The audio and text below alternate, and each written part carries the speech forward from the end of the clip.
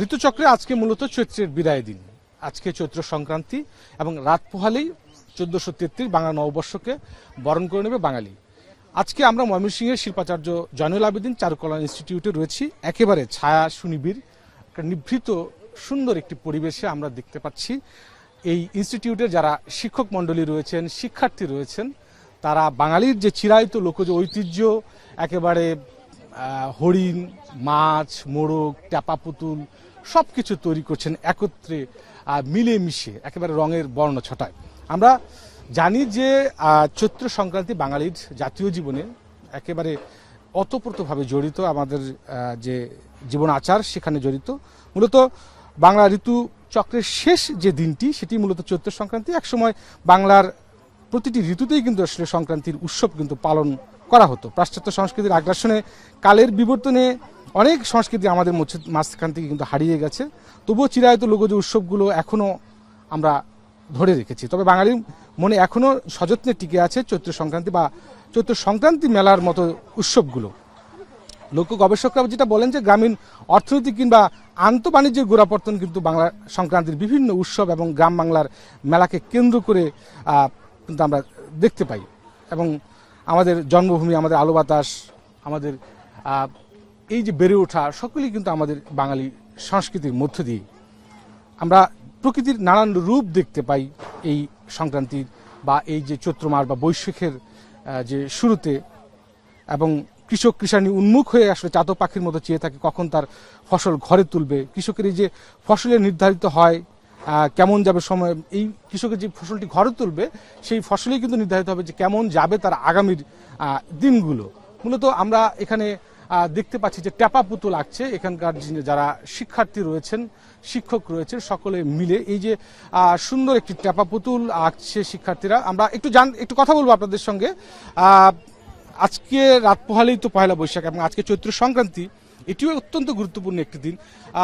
একজন চিত্রশিল্পী হিসেবে এই চৈত্র সংক্রান্তি বা পয়লা বৈশাখের গুরুত্বটা আপনার কাছে কেমন, বা এই অনুভূতিটা আসলে কিরকম কাজ করে, যেহেতু রঙের একটা বর্ণ ছটা থাকে আপনার হাতে? আমরা বাঙালি হিসেবে আজকে আগামীকাল আমাদের পহেলা নববর্ষ। তো এটা অবশ্যই একজন বাঙালি হিসেবে আমাদের অস্তিত্বের একটা বড় ব্যাপার। আমরা গ্রামীণ পরিবেশে রঙের মাধ্যমে বিভিন্ন ধরনের ট্যাপা পুতুল, ইলিশ, মোরগ এগুলা আঁকছি, বানাচ্ছি। তো হ্যাঁ, সবাই খুব একসাথে আনন্দ করতেছি, এটা মজা লাগতেছে আসলে। আমরা শুনছিলাম শিক্ষার্থীদের কথা। আমরা দেখতে পাচ্ছি যে একঝাঁক শিক্ষার্থী যারা রয়েছেন তারা এই বিভিন্ন কিছু আসলে আমাদের গ্রামীণ যে ঐতিহ্যগুলো রয়েছে, লোকজ যে ঐতিহ্য, সেগুলোই তারা ফুটিয়ে তুলছেন বিভিন্ন ক্যানভাসে রং তুলির মাধ্যমে। আমরা আরও শিক্ষার্থীদের সঙ্গে একটু কথা বলতে চাইব। একটু আপনার সঙ্গে কথা বলি। প্রতি বছরই তো আসলে এই দিনটির জন্য অপেক্ষা করা হয়, এবং আজকে কি কি আঁকছেন আপনারা বা কি কি ফুটিয়ে তুলছেন? ছড়া করছি, তারপর ভাগ করা হয়েছে, ট্যাপা পুতুল হয়েছে, তারপর পেঁচা করা হয়েছে। এগুলো আর কি আমরা রঙের তুলির মাধ্যমে ফুটিয়ে তুলতে চেষ্টা করতেছি। আমরা একজনকে দেখছি আমাদের গ্রামীণ ভাষায় যেটাকে বলা হয় কুলা তৈরি করছেন, এবং সেখানে একটা চমৎকার একটা ছবিও আমরা দেখতে পাচ্ছি। একটু জানতে চাই আসলে এইটা আপনি কি আঁকলেন, এবং একটু বর্ণনা দিবেন যে বৈশাখে আপনাদের এই যে আঁকা হয়, বিভিন্ন জিনিস তৈরি করেন আপনারা, এই অনুভূতিটা কেমন, এবং শৈশবের বৈশাখটা নিয়ে একটু জানতে চাই। আচ্ছা, আমি বানাচ্ছি হলো কুলা। বাঙালিদের ঐতিহ্যের মাঝে এটি একটি অন্যতম জিনিস। আর কুলার মাঝে ফোটানোর চেষ্টা করেছি গ্রাম বাংলার মহিলাদের, তারা কিভাবে বৈশাখটা উদযাপন করে সেটা। আর এখন ছোটবেলায় বৈশাখ ছিল একরকম, বড়বেলায় বৈশাখ আরেক রকম। ছোটবেলার বৈশাখ ছিল, দেখতাম বড় বড় দাদা দিদিরা তারা বড় বড় মোটিভ এরকম নিয়ে রাস্তায় উদযাপন করতে বের হতো। এখন এই কাজের সাথে বড় হয়ে আমি যুক্ত হতে পেরেছি।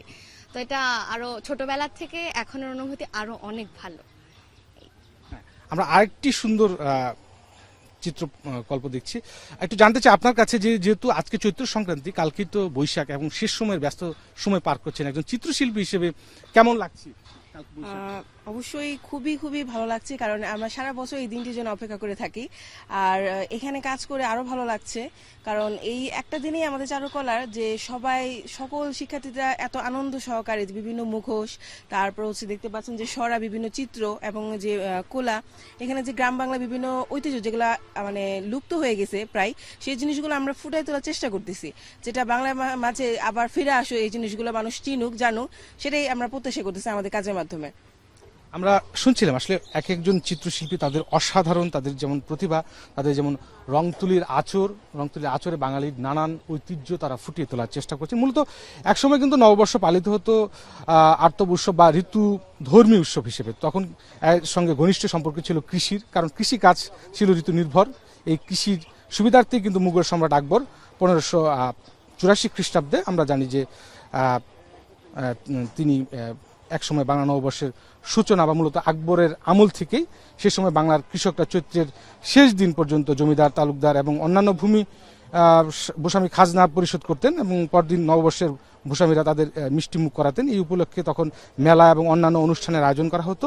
ক্রমান্বয়ে কিন্তু আসলে পারিবারিক সামাজিক জীবনের সঙ্গে ঘনিষ্ঠভাবে মিশে যায় কিন্তু পয়লা বৈশাখ আনন্দময় এবং উৎসব হয়ে ওঠে, এবং বাঙালি নববর্ষ কিন্তু আসলে শুভ দিন হিসেবে কিন্তু সেটি আমাদের মাঝে চলে আসে। আমরা দেখতে পাচ্ছি যে এখানে বিভিন্ন ধরনের, যেটা আগেও বলছিলাম, মোরগ আঁকা হচ্ছে এবং শিক্ষকদের পাশে সাথে সাথে কিন্তু যারা শিক্ষার্থী তারাও কিন্তু আছেন।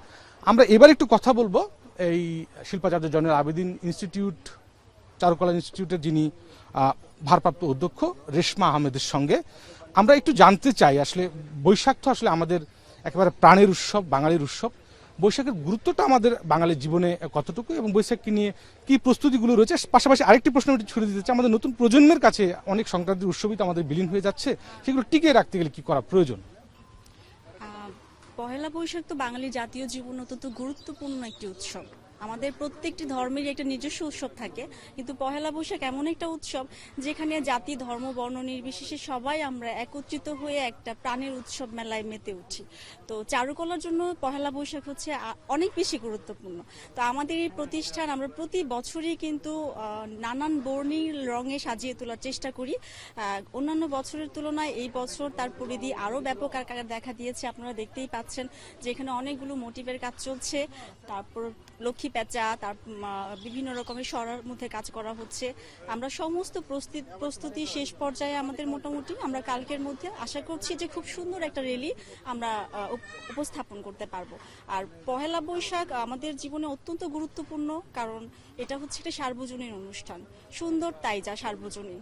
তো এখানে আমরা এমন প্রাণের মেলায় মেতে উঠি যেখানে বিভেদ, জরাজীর্ণতা সমস্ত কিছুকে উপেক্ষা করে আমরা এমন একটা সমাজ তৈরি করতে চাই যেখানে কোনো বিভেদ থাকবে না, বৈষম্য থাকবে না, একটা সম্প্রীতি সমৃদ্ধ বাংলাদেশ আমরা দেখতে চাই।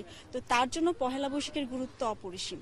আর নতুন প্রজন্মের কাছে আমার একটাই আকুল আবেদন যে আমরা আমাদের যে ঐতিহ্যগুলো আছে, আমাদের জাতীয় জীবনে যেগুলো আমরা আবহমান কাল থেকে প্রচার করে আসছি বা পালন করে আসছি, সেইগুলোর মধ্যে আমরা কোনো দ্বিধা বিভক্তি দেখতে চাই না। আমরা অত্যন্ত সুন্দরভাবে আমরা মিলেমিশে একত্রিত হয়ে আমাদের এই প্রাণের মিলন মেলাকে সামনের দিকে এগিয়ে নিয়ে যেতে চাই। তো সবাইকে নববর্ষের শুভেচ্ছা। 1433 বঙ্গাব্দ সবার জীবনে শান্তি সমৃদ্ধি নিয়ে আসুক। অসংখ্য ধন্যবাদ। আমরা আরেকজন শিক্ষকের সঙ্গে একটু কথা বলবো।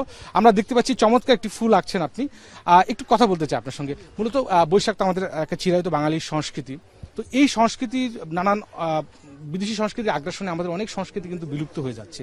তো সেই জায়গা থেকে বৈশাখটা আপনার কাছে কতটুকু টিকে আছে বা নতুন প্রজন্মের কাছে কতটুকু টিকে আছে, এটি টিকে রাখতে গেলে, আমাদের সংক্রান্তির উৎসবগুলো টিকে রাখতে গেলে আসলে কি করা প্রয়োজন? আমাদের আরেকটু গবেষণা বা আরেকটু ধন্যবাদ। আসসালামু আলাইকুম। আমি শিল্পাচার্য জয়নুল আবেদিন, চারুকলা ইনস্টিটিউটের একজন প্রভাষক, গ্রাফিক ডিজাইনের। আপনাকে অসংখ্য ধন্যবাদ প্রথমেই যে আমাকে একটু কথা বলার সুযোগ দিয়েছেন। আসলে বাঙালি সংস্কৃতির একটা অংশ, ধর্ম বর্ণ নির্বিশেষে একটা অসাম্প্রদায়িক প্রোগ্রাম বা অনুষ্ঠান হচ্ছে এই পহেলা বৈশাখ। এটা দীর্ঘদিন ধরেই বাংলাদেশের মানুষের সবার জন্যই এটা চলে আসছে। তো প্রথমেই বর্তমানে যে বৈষম্য বা যে মানে অন্য ধারার যে চলে আসছে, সেটা থেকে মূলত বলা যায় যে পহেলা বৈশাখ একটা বাঙালির ঐতিহ্য। এই প্রতি বছর পহেলা বৈশাখ আমাদের নতুন একটা আনন্দ, নতুন একটা ভরসা, আশা নিয়ে আসে বছর বছর। তো সে বছরটা নিয়ে আসাতে আমরা যদি আমাদের সম্প্রীতি, বন্ধন এবং আমাদের পারস্পরিক যে আতিথেয়তা, এটা যদি আমরা মেনটেন করতে পারি বা প্রত্যেকের মাঝে একটা সম্প্রীতি তৈরি করতে পারি, তাহলে এটা সম্ভব অন্য কালচার থেকে বেরিয়ে এসে একদম বাঙালিয়ানা বা বাঙালির মতো করে বাঁচার যে সংস্কৃতিটা, সেটা আমরা নিয়ে বাঁচতে পারবো। অসংখ্য ধন্যবাদ আপনাকে। মূলত সারাদিন ধরেই আজকে ময়মনসিংহের বিভিন্ন স্কুল, কলেজ, শিক্ষা প্রতিষ্ঠান, চারুকলা তো রয়েছে, সেখানে নানান আয়োজন চলছে বৈশাখকে বরণ করে নিতে। কালকে সকাল 8:30 থেকে ময়মনসিংহ মহাবিদ্যালয়ের সামনে থেকে জেলা প্রশাসনের আয়োজনে বৈশাখের যে র্যালি সেটি বের হবে। তারপর বিভিন্ন সঙ্গীতের আয়োজন রয়েছে, মেলা রয়েছে, বৈশাখী মেলার নানান কলেবরে কিন্তু দিনটি সাজানো হচ্ছে। সব মিলে ময়মনসিংহে বৈশাখের প্রস্তুতির এই ছিল আমার কাছে সবশেষ।